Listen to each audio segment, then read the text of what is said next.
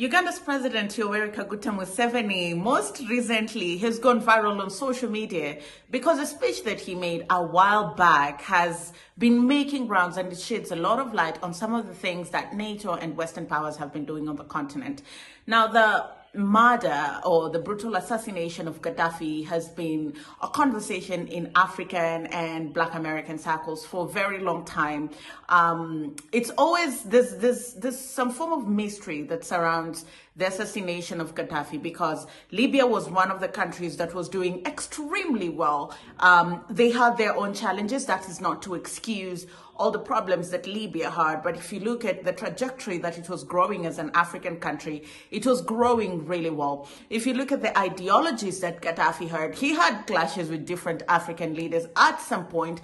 That is a given, but his vision for a united Africa was something that majority of African leaders agreed with him, though many did not see the essence of it, but people were entertaining the idea. I think he was a man who was very futuristic in his thinking, and probably his ideas were ahead of time. Now, One Africa is a conversation that is being heard very actively right now. And to have a leader who thinks like this, from Gaddafi to Kwame Nkrumah to, any African leader that was very futuristic in the way they thought, the West always perceived them as a threat and would always find a way of doing away with them, either through military coups, either through civil unrest in the country, or just through outright assassination. And in every country that this has happened, we've seen the country just turn into chaos and shambles. And so President Yoweri Museveni had sort of had it during his presentation, and he just went into it. Listen to what he had to say, because he says that NATO had a hand in the killing of Gaddafi. Libya, our late friend Muammar Gaddafi had his issues. I fought Gaddafi twice because he intervened in our affairs. 1972, because he was supporting Idi Amin. He was saying that Idi Amin is a Muslim and he's supporting a Muslim. Yes, Idi Amin was a Muslim, but an idiot also. Are there no idiot Muslims? There must be some idiot Muslims. So in 1972, Muammar Gaddafi sided with Idi Amin, and we had to fight him. I fought Muammar Gaddafi. 1979, again, he intervened on the side of Idi Amin. We had to fight him again. But in the end, we made peace with Gaddafi. And he had his issues, he had his ideas. Sometimes we would agree with him, sometimes we would not agree with him. Now, when this problem of Libya started, the African Union, with our chairman, who is here now, this gentleman here, they formed a committee of a few of us. I think we were 6. I was one of them. The whole of the African Union gave that committee a mandate to look for a solution for the Libyan problem. Now, on one occasion, I didn't go that time.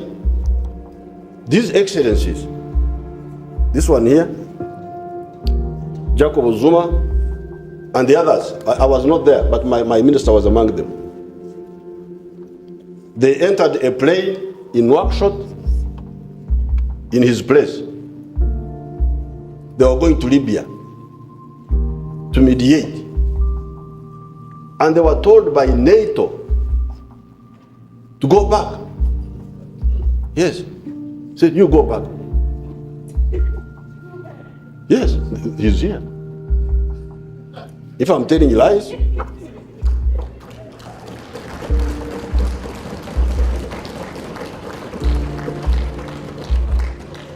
I'm not the one who invited him, you're the one who invited him. African presidents on an African mission over African soil were ordered by NATO to go back. That NATO has not allowed them to land in Libya. Now, we call this in Swahili, dharau. Contempt. This is contempt. So now you can weigh yourselves now. Your presidents were ordered by NATO. 6 of them, not one. If it was only 7, maybe you could say.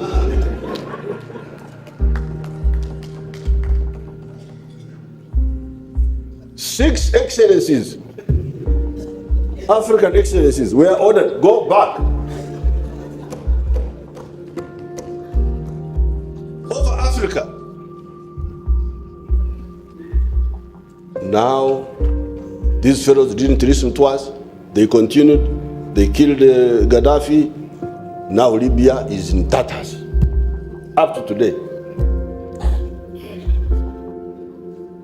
And the problem did not only end in Libya, it went into Mali, it has gone now into Chad. The whole area is in flames. Egypt, yes. So now you see where you are. What strikes me as very interesting is the fact that 6 African presidents had taken it upon themselves to say, Libya is an African country. They're currently going through a problem on the African continent. So we're going to take it upon ourselves to go and talk to him as African leaders, his peers, people maybe who've gone through what his country is going through right now, and people who understand the econometrics and politics of the continent. And these were the right people to have a conversation with him, to try and find a way forward, to sit down and have a dialogue with him. You know, if there are certain issues that the West did not agree with Libya and perceived as a threat, this would have been a great opportunity for probably the West to have a seat at the table, these African leaders at the table, and Gaddafi also at the table, and have a conversation of how do we move forward in a way that doesn't compromise Libya's African spirit, but in a way that you don't perceive Libya as a threat. But that was not allowed. An African intervention was not allowed. And this speaks to the hypocrisy of the West and the arrogance of the West. Hypocrisy in the sense that now that Russia has invaded Ukraine, not that it makes it right, we're seeing the West all up in arms condemning Russia for invading a sovereign nation and trying to create instability. Yet it's the same thing that they did in Libya. They invaded a sovereign nation, sponsored a coup, took out their leader, and now the country will never ever be what it would have been under the leadership of Gaddafi, because we just don't know how far he would have taken the country. There are certain atrocities that have been committed by the West in the Middle East that nobody bothers to talk about. When Julian Assange tried to talk about it, he is in prison, you know, and he did not, it wasn't his opinion. He just released footage showing what American soldiers do when they go to war in the Middle East, not to terrorists, to people, to ordinary citizens, what they will later on call collateral on the news, to sort of minimize the damage. That's the hypocrisy part. The double standard also it just shows, because there's no way that you're uncomfortable with other people doing exactly what you're doing and then you want to call it out, and when you do the same, you don't want to be called out, you know. And so I think it's very important that this Museveni, you've heard how he spoke. He was like, he's here. If you think I'm lying, you can ask him.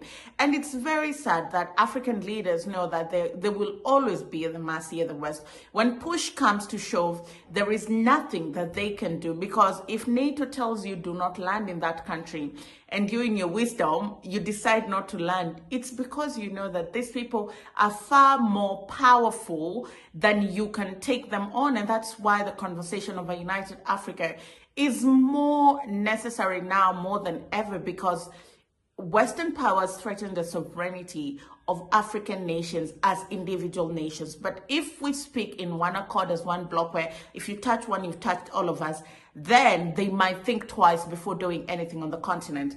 And that also speaks to another point that President Museveni raised on Africans slacking when they got independence. And that actually shows, you know, when we got independence, we ran with the systems that the white man had put in place. Little did we know that these systems were meant to enable these people to continue do what they had done, just with the facade that we've given you freedom. Yet that freedom was technically not free. Borders were created by these people. Identities were created by these people. Segregation, and we still hold on to these things like they are cast in stone. But when we realize that the systems that were put in place were not meant to benefit Africans, but to benefit the colonialists, then we'll start rethinking, re-strategizing, and sleeping with one eye open, because your colonizers never went to sleep. After colonization came neocolonization, and now they're becoming more and more, how do I put this in English? English is not my first language. They're not afraid to, they're doing it in broad daylight. So neocolonialism was almost like they were soft launching colonialism again, but now it's full blown. They would come into your country. They're arming militants. They are sponsoring chaos. I mean, when Sudan got independence, I read an article that said there was a private jet that landed with money to lobby so that the resources in South Sudan can go to several multinationals. If that is not neocolonialism and just outright bribery and corruption and enabling systems that will allow you to keep looting resources, then I don't know what that is. Let's listen to what President Museveni had to say. In Africa here, the first country to get independence was Ghana, 1957. But also in Africa here, we had to fight Mau Mau in Kenya. And Sudan 1956. But the problem is that after we got our independence, we did not analyze why we had been colonized in the first place, and then quickly rectify what had caused us to be colonized in the first place. When we got independence, we just relaxed. Uganda here, Kenya there, Sudan there, just relaxed. Started enjoying being in power, forgetting that here wolves are still eating lambs. Now, what is happening now? You have seen you saw the problem of Libya. We are weak. Because of your weakness, you are colonized. Fortunately, we survived. And by a combination of factors, we got our freedom again. But we did not use our freedom to make ourselves stronger. We remained where we were. And now, the former colonialists are coming back to continue where they had left off. Well, thank you very much for watching. Let me know what you think about this video, what you think about the sentiments of President Yoweri Kaguta Museveni. This is not to say that President Museveni is a saint. He's been in power for like forever. He's one of those African presidents that also thinks that being a president is his birthright just because he fought for independence.